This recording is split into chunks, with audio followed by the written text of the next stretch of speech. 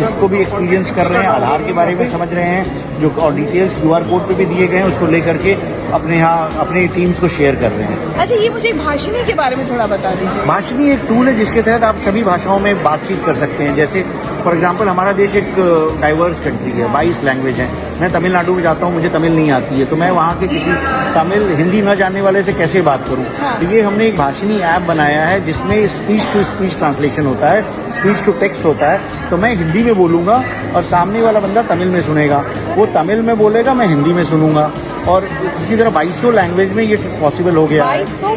2200 भाषाओं में ये बनाया गया है, ट्रांसलेशन हो सकता है और हमको बस बोलना है और वो इमीडिएट ट्रांसलेट हो जाता है। और साथ में G20 के लिए हमने G20 की भाषाओं को भी इंटीग्रेट कर लिया है, जैसे इंडोनेशियन है, जापानीज है, स्पेनिश, फ्रेंच, रशियन। तो बहुत सारे डेलीगेट्स आज आए जिन्होंने इसको एक्सपीरियंस किया कि हमारे पत्रकार हिंदी में बात कर रहे थे, वो जापानी में बात कर रहे थे और आपस में संवाद हो रहा था। इसके अलावा जो एक जुगलबंदी ऐप बनाया गया, इसमें देखिए वो रशियन में उसने सवाल पूछा वॉइस पे और G20 के बारे में उसको रशियन में जवाब मिल गया। तो ये ऐप है जो व्हाट्सएप पे चलता है, आपको बस एक वॉइस नोट भेजना है कि G20 के प्रमुख डिसीजंस क्या हैं और आपको मिल जाएगा। आप पूछना चाहो तो गुजराती, मराठी, इंडियन लैंग्वेज में पूछो या किसी भी G20 लैंग्वेज में पूछो। तो ये ऐप एंड्रॉइड और iOS दोनों पर है? ये व्हाट्सएप पे है, एक व्हाट्सएप का नंबर है, उस पे आप वॉइस नोट भेजना है, उसके ऊपर चल जाता है। टेलीग्राम पे है, टेलीग्राम पे आप वॉइस नोट भेजिए और वॉइस पे जवाब मिल जाता है। तो भाषिणी ऐप का इस्तेमाल तो मुझे लगता है भारत में हम सभी लोगों को भाषिणी तो Android play store, app store दोनों पे उपलब्ध है।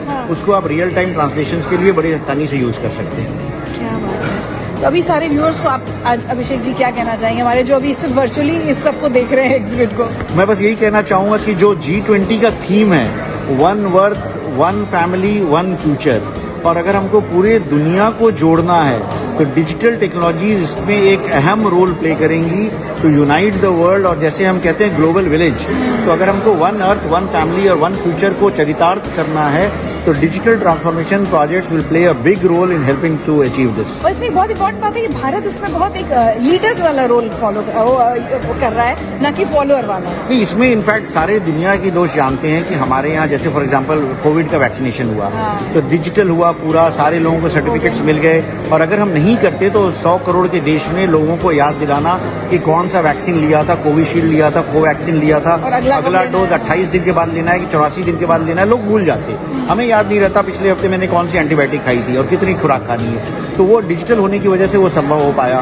तो अब उसको हम यूनिवर्सल वैक्सीनेशन प्लेटफॉर्म बना रहे हैं कि बच्चों को जो BCG, पोलियो, टेटनस, DPT और मीजल्स, रूबेला के टीके दिए जाते हैं, उसका भी डिजिटल रिकॉर्ड बन जाए। तो उसको यूविन के नाम से बन रहा है। तो कल को ये सॉल्यूशन जो है वो पूरा विश्व अडॉप्ट करेगा। और अफ्रीकन यूनियन आज G20 को ज्वाइन किया है, तो अफ्रीका के देश, एशिया के देश, उनमें भी बड़ी उत्सुकता है इस तरह के सॉल्यूशंस को अडॉप्ट करने के लिए।